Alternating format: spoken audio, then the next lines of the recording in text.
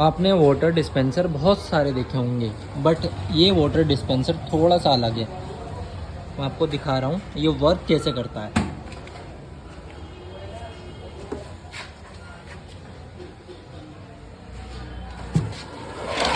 ये तो हमारा नॉर्मल पानी गर्म करने के लिए हीटर लगा रहता है इसके अंदर, ठीक है। और ये जो डिवाइस है कंप्रेसर की जगह पे है, यहाँ पे इसमें लगता है प्लेटियम मॉड्यूल।